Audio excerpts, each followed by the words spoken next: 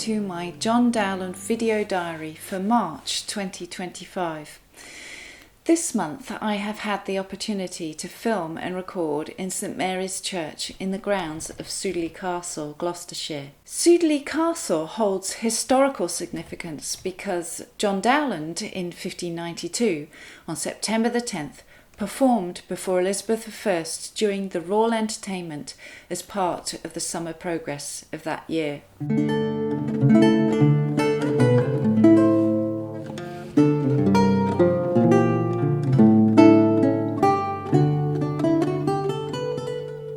Tudor monarchs tended to move regularly between royal palaces, and Queen Elizabeth, alongside a significant entourage, would visit the estates of her courtiers and political elite.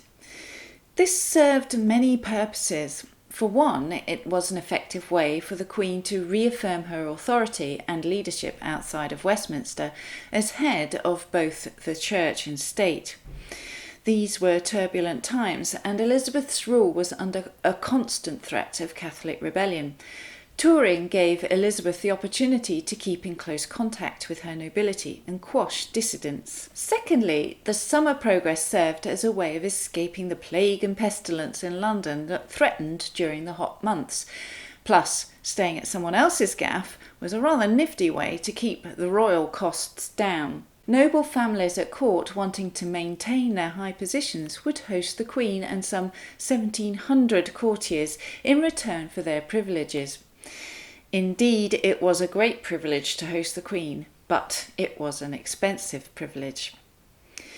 When the royal court visited Sudeley Castle between the 9th to the 13th of September in 1592, it was the responsibility of Giles Bridges, Lord Chandos of Sudeley, to pull out all the stops to make the Queen stay comfortable and to provide the royal entertainment with no expense spared.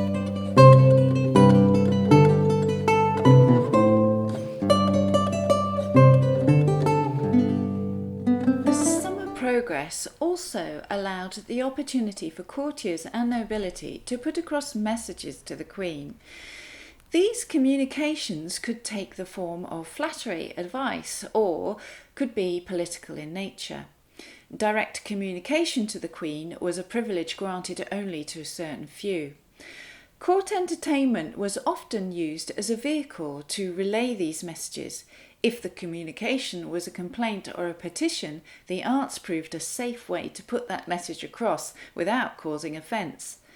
This medium helped to soften the shameless lobbying and flattery that took place, a necessity in order to stay on the right side of the monarch.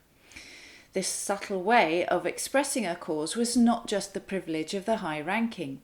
Personal petitions, requests for patronage and recognition could be made by artists, composers, poets, writers and musicians.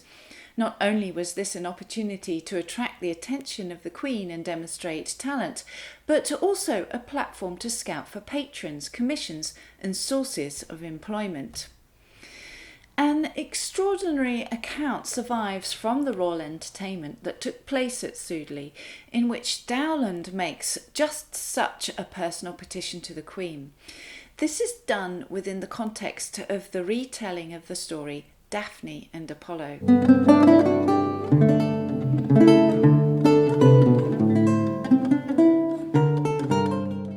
Records show that Daphne and Apollo was performed in the grounds of Sudeley Castle, which included a scene with two musicians positioned under a laurel tree, one who sang and one who played. The lute player is John Dowland. A line is deliberately written into the script for a character called Doe, who laments, "I have played so long with my fingers that I have beaten out of play all my good fortune." This line is believed to be specifically written for John Dowland in order to convey a personal message to the Queen, complaining of his failure to secure a position at court. We know that this setback was a blow to Dowland, as he expresses his bitter disappointment in a letter written 3 years later to Sir Robert Cecil, the Queen's chief minister. Then, in time passing, one Mr. Johnson died, and I became a humble suitor for his place. thinking myself the most worthiest. Talk about counting your chickens before they've hatched. Mr. Johnson, referred to here in the letter, is the great John Johnson, who served as one of the Queen's lute players from 1579 until his death in 1594.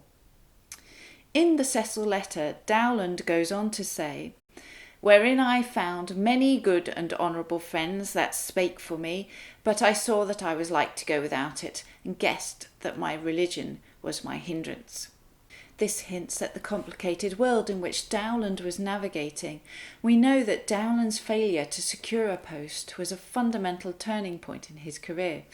Again, he hints at his dissatisfaction in the preface of his first book of songs published in 1597.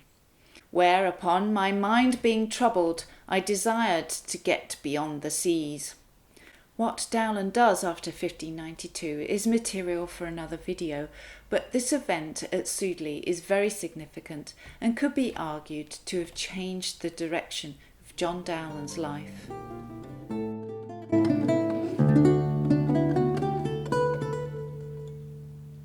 The song that follows Dowland's spoken words has the first line, "Herbs, words and stones all maladies have cured." The text describes a lady unmoved by tokens of love, in other words, a lady unmoved by the petitions of a man. This is a plea by Dowland to the Queen displaying disgruntlement over the lack of recognition. He feels passed over in favour of other lute players at court, such as Matthias Mason, Francis Faviat, Alfonso Ferrabosco and Robert Hales, who was both lutenist and singer. The tune and the lute accompaniment to Herbs, Words and Stones has not survived, but the second song, performed by the two musicians under the laurel tree, has the title "My Heart and Tongue Were Twins," and can be found in Dowland's final printed publication, A Pilgrim's Solace, 1612. This song I have filmed and recorded for the Dowland Anniversary Collection at Sudeley with Daniel Marles, a tenor, now in his final year at the Royal Birmingham Conservatoire. More on Daniel a bit later on. The final conclusion to the song tells of Daphne's true perfection engraved on a tree. Daphne, the representation of chastity, is a metaphor for the Queen of Chastity, Elizabeth I, she being true perfection that no god nor man can force an affection.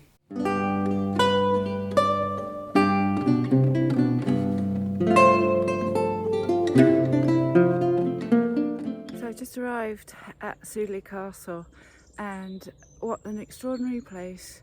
It's the most beautiful morning. The mist is hanging low in the valleys. It's just astonishing, and you can see behind me part of the Tudor ruin. The rest of the house is obviously very beautiful, but this was left as sort of a romantic monument to that bygone age. It's so exciting to be here. Such a privilege, very magical. I actually do feel like I'm walking in the footsteps of Dowland, strangely enough, and performing the very song that he accompanied his own work here in this very special place for his 400th anniversary. You know what, it can't get better as a lute player, it can't get better than that.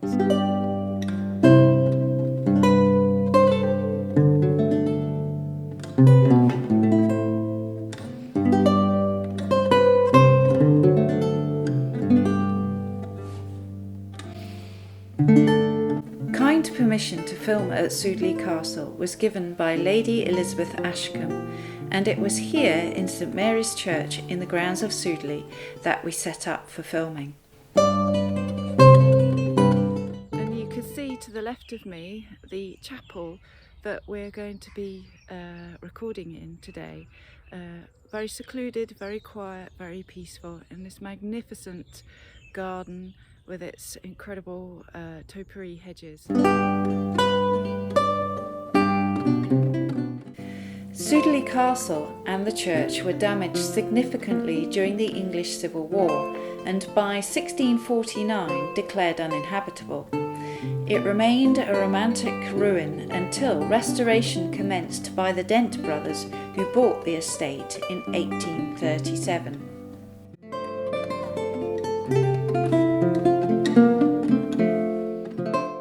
It's here that Catherine Parr is buried, the sixth wife of Henry VIII, who outlived the king and whose fourth husband after Henry was Lord Thomas Seymour, who was resident at Sudeley. Sudeley remains to be the only private residence where a queen is buried. We filmed the songs before Catherine's resting place. The light of the stained glass windows here casts beautiful colours on the white marble tomb, which was commissioned by the Dent family in 1861. Previously, the burial site had been lost in the ruins, but was discovered in 1782 by the tenant farmer, who uncovered a lead coffin with the inscription, "Here lieth Queen Catherine, wife to Henry VIII." I was really fortunate to have Daniel Marles on board to record these songs for the collection. Daniel is about to launch himself into the music profession. We took 5 minutes out on a beautiful spring day in March to have a little chat. So I'd really like to introduce you to Dan here, who's been amazing today. We've just recorded 2 songs, Time Stands Still and My Heart and Tongue Were Twins. Mm-hmm. And Dan has just done a fantastic job. Thank you very much. And you. And you've got a really sort of keen interest in this sort of whole genre, haven't you, of music? Oh yeah. You've been singing it for quite a while, haven't you? Yeah, I have. It's always been my passion. It sort of comes from choral music. It's very similar, that sort of light tone. My voice is so far from opera, it's unreal. And it's lucky that I love this sort of music. Your it's voice just is perfect for this repertoire. Yeah, my bread and butter is gorgeous. Yeah, it really works. And have you done these 2 songs before? No, I've never seen them before. I was introduced to them here, so I'm really grateful. Yeah, they're both really beautiful. And just to let folks know that you're a bit of a star, and you're in your last year studying music at the Royal Birmingham Conservatoire. Yes. Amazing. And I sort of dragged you here. It was very much. It was not a drag. I was very much looking forward to it. It's gorgeous venue really and music. Yeah, it's an honour to sing here. Bit cold. It was a bit cold. But very much. And so you're going to do your final, and that's going to be absolutely wonderful. What are your future plans? I will be seeing where the world takes me. I think I'm sticking around the West Midlands. So if anyone wants to come and listen to me sing, I'll be around here, sort of just trying to build a career as a freelance singer, really. Hopefully doing more of this stuff. Yeah, fantastic. Yeah. Well, I'm sure you'll be seeing more of Dan. He's absolutely wonderful, beautiful voice, and somebody definitely to look out for.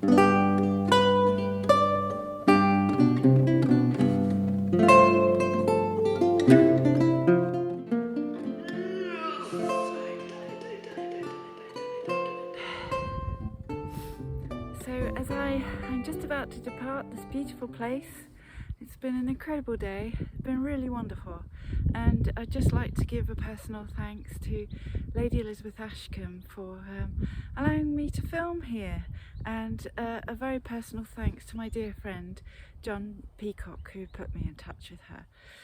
So, as I finished my 3rd recording session for my John Dowland anniversary collection, I will have completed 8 videos. I have got 18 more videos to go. So the journey continues, and I'll see you next time.